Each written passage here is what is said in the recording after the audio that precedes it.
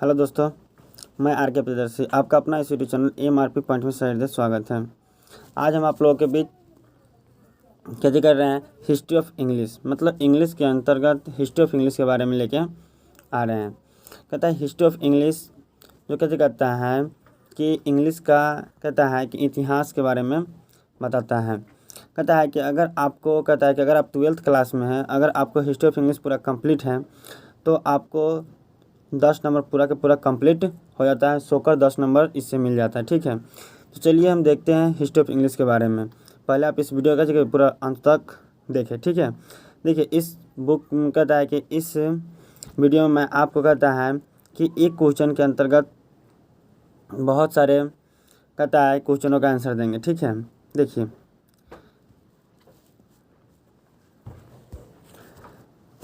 History of English. ठीक है, देखिए कहता है कि discuss English as an international और वर्ल्ड और ग्लोबल लैंग्वेज हाउ, मतलब कहने का मतलब होता है कि वर्णन करें कि इंग्लिश क्या चीज़ है, एक अंतर्राष्ट्रीय भाषा है या वर्ल्ड मतलब कहता है कि वैश्विक भाषा है, या ग्लोबल लैंग्वेज मतलब वैश्विक भाषा है कैसे। ठीक है, मतलब वर्ल्ड लैंग्वेज मतलब कहता है कि विश्व भाषा या वैश्विक भाषा है कैसे। ठीक है, तो कैसे कहता है कि English is an international world और ग्लोबल लैंग्वेज, मतलब कहता है कि इंग्लिश जो मेरा है अंग्रेजी है वह क्या चीज़ अंतर्राष्ट्रीय भाषा है, कहते हैं वैश्विक भाषा है, और कहते हैं ग्लोबल लैंग्वेज कहते हैं वैश्विक भाषा। ठीक है, बिकॉज क्योंकि English is a window to the world, क्योंकि इंग्लिश है जो हमारे जो वर्ल्ड हुआ उसका क्या चीज़ है, एक कहता है खिड़की की तरह काम करता है।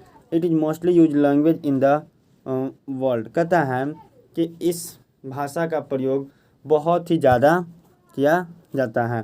It is read and spoken in the largest, कहता है कि कहता है इसे पढ़ने और बोलने में बहुत ही ज़्यादा क्या किया जाता है, उपयोग किया जाता है। ठीक है, देखिए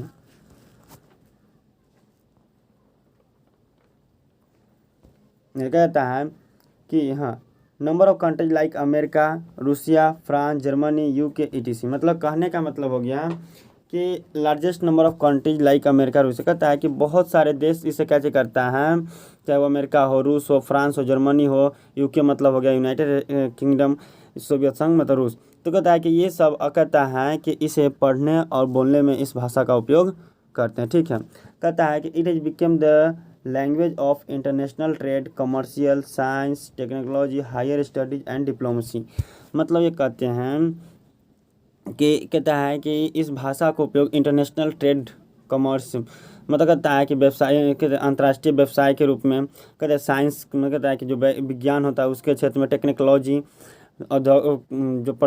टेक्नोलॉजी होता है उसके क्षेत्र में, हायर स्टडी मतलब ऊंचे से ऊंचे कैसे होता है कि पढ़ाई के लिए, एंड डिप्लोमेसी। ठीक है, मतलब व्यवसाय के लिए क्या कहता है कि इसका प्रयोग किया जाता है। तो कहता है कि it is called link language, इसे क्या कहता है कि इसे कैसे कहता है जुड़ाव का भाषा कहा जाता है। ठीक है, कहता है कि English is the only common language that link the whole world together, कहता है कि English is the only common language, कहता है कि एक इंग्लिश ही एक ऐसा कहता है कॉमन लैंग्वेज है जो कहता है कि होल वर्ल्ड टुगेदर, जो पूरे विश्व को एक साथ जोड़ के रखता है। In its absence the dream of, कहता है कि इसके अनुपस्थिति में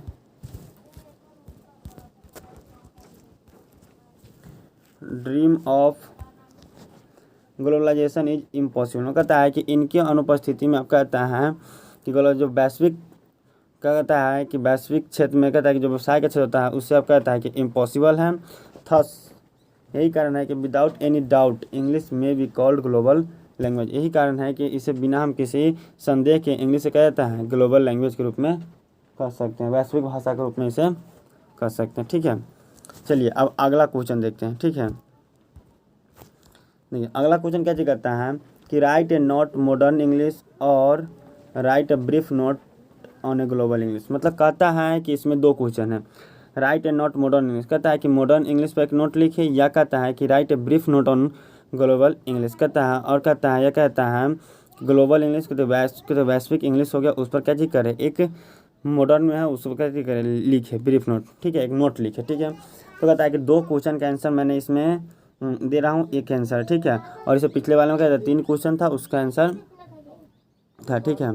तो इसमें 2 क्वेश्चन है, उसका आंसर मैं इसमें बता रहा हूँ। देखिए कहता है कि हाँ आंसर कहता है the English from 15th century till now is called modern. कहता है कि 15वीं शताब्दी के बाद के जो इंग्लिश है वो सब मॉडर्न इंग्लिश कहलाता है। Today English is used as the official language in world. कहता है कि टुडे आज हम कहता है कि इंग्लिश का उपयोग कहता है कि ऑफिशियल लैंग्वेज के लिए पूरे विश्व में करते हैं। We are today dependent on English for official social and commercial purpose. कहता है कि वी आर आज कहता है कि हम लोग आजकल कहता है कि depend on English for official. कहता है कि ऑफिस के साथ साथ सोशल सामाजिक एंड कहता है कमर्शियल मतलब व्यवसायिक क्षेत्र में भी करते हैं। It is said that English is a window to the world. कहता है कि इसीलिए हम कहते हैं कि इंग्लिश क्या चीज़ है। कहता है कि इंग्लिश पूरे विश्व की क्या चीज़, खिड़की की तरह है। Modern English is standard English. कहता है कि जो आधुनिक इंग्लिश है वो क्या कहता है कि स्टैंडर्ड इंग्लिश है, ठीक है। अब देखिए कहता है कि it is spoken and written in the same way in the largest parts of the world. It is spoken and written. कहता है कि ये बहुत सारे देशों में बोले जाते हैं एंड लिखे जाते हैं इन द सेम वे मतलब सेम तरीक़ा से in the large part of the world पूरे विश्व में।